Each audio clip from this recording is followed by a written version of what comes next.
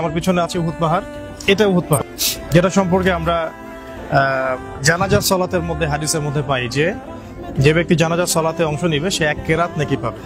তো এক কেরাত সমান সমান, নবী সাল্লাল্লাহু আলাইহি ওয়াসাল্লাম বলেছেন এক কেরাত সমান সমান হচ্ছে এক উহুদ পাহাড়। জানাজার সালাতে দাঁড়ালে আমরা এই পরিমাণ নেকি পাবো ইনশাআল্লাহ।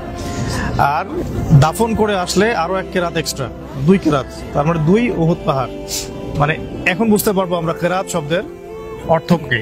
ঠিক আছে, আচ্ছা, এটা গেল উহুদ পাহাড়। এবং এই পাহাড় সম্পর্কে আপনারা আরো কিছু কথা জানেন যে উহুদ পাহাড় নবী সাল্লাল্লাহু আলাইহি ওয়াসাল্লামকে ভালোবাসে এবং নবী সাল্লাল্লাহু আলাইহি ওয়াসাল্লাম উহুদ পাহাড়কে ভালোবাসেন, এটা হাদিসে আসছে। আর একদিন নবী সাল্লাল্লাহু আলাইহি ওয়াসাল্লাম এই পাহাড়ের উপর উঠেছিলেন, যুদ্ধের দিন না, এর আগে বা পরে।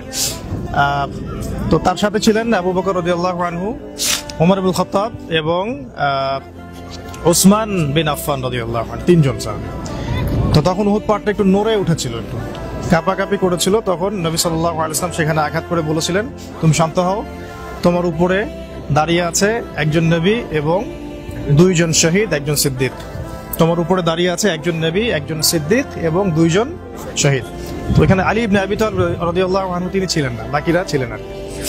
তো এটা একটা পরিভাষা উহুদ পাহাড় সম্পর্কে জানলাম। আর এদিকে বাম দিকে যেটা দেখা যায় এটা হলো জাবালে রুমা। জাবালে রুমা এটাই সেই স্থান যেখানে নবী সাল্লাল্লাহু আলাইহি ওয়াসাল্লাম 50 জন তীরন্দাজ সাহাবীকে উহুদ যুদ্ধের দিন নিয়োজিত করেছিলেন। ওই দিকে আমরা একটু পরে আসছি ইনশাআল্লাহ। আর আমার পিছনে যেটা ঘেরা দেওয়ার জায়গা এটা হলো শুহাদা এ উহুদ, উহুদের সাহাবায়ে কেরাম রাদিয়াল্লাহু আনহুম আজমাইন, তাদের এটা মাকবারা।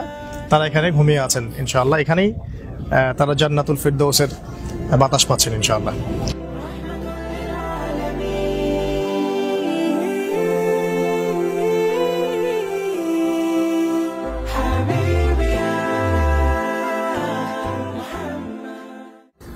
এখানে এরকম শিক্ষা, ত্যাগের শিক্ষা, আনুগত্যের শিক্ষা, জিহাদের জজবা, উহুদের শিক্ষা, এই চেতনাগুলো যদি আমাদের উম্মার মধ্যে আবার জাগ্রত করা যায় ইনশাআল্লাহ, আজকের উম্মার এই দুর্দিনগুলো কেটে যাবে ইনশাআল্লাহ। তো আমরা এই বিষয়গুলোকে শুধুমাত্র ভিজিট হিসেবে নিব না, যে ঘুরতে আসলাম, ঘুরলাম ফিরলাম চলে গেলাম, না, শিক্ষাগুলোকে নেওয়া।